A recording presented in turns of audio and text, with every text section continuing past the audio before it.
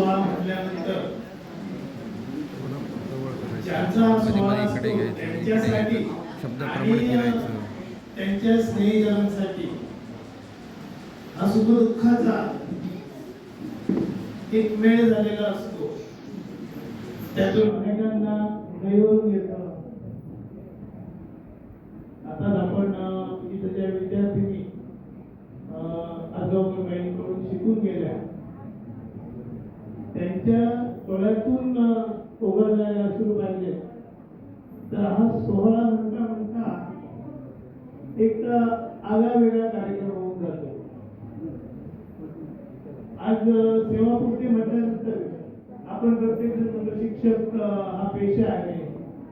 मी शिक्षक हा पेशा मुळीच समजत नाही.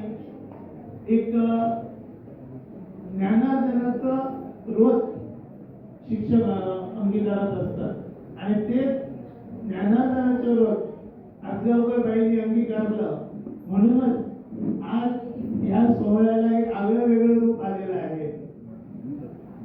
आपण पाहतो शिक्षक हा शाळेपुरता मर्यादित असेल, परंतु जेव्हा जिल्हा परिषद शाळेचा शिक्षक असतो तेव्हा ते शिक्षक शाळेपुरते मर्यादित राहत नाही तर संपूर्ण गावाशी त्यांचा संबंध येतो.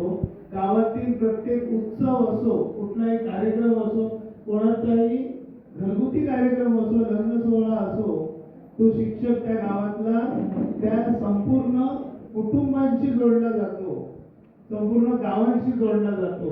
अगदी मी काही गावात नाही, मी शहरात लहानाचा मोठा झालो, परंतु माझं शिक्षण सुद्धा सुरुवात झालं ते देवगड तालुक्यातील मुळबंदवाडी, वाडा मुळबंदवाडी या प्राथमिक जिल्हा परिषदच्या प्राथमिक शाळेत झालेलं.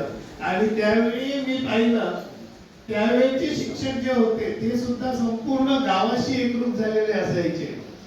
विद्यार्थ्यांना ते अगदी शाळेतून घरी जाईपर्यंत त्यांची काळजी घ्यायची आणि हे फक्त आपण जिल्हा परिषदच्या शाळेतच अनुभवू शकतो. कुठल्याही इंग्रजी माध्यमाच्या किंवा कुठल्याही मोठ्या शहरातील शाळेत हे अनुभवता येत नाही.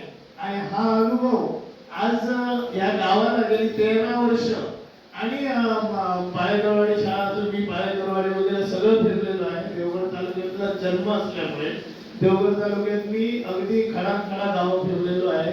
त्या ठिकाणची गावं सुद्धा अनुभवली, त्या ठिकाणचे लोकही माझे अनुभवलेले आहेत.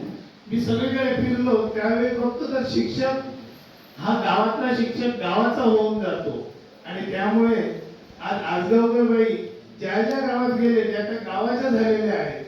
त्यामुळे आज एवढा मोठा जनसमुदाय आज त्यांच्या या सेवापूर्ती सोहळ्यासाठी उपस्थित राहिले आहे. मी जास्त काही वेळ घेत नाही, मला सुद्धा जायचं आहे. त्यामुळे बाईंना पुढील आयुष्यासाठी शुभेच्छा देतो आणि थांबतो. धन्यवाद.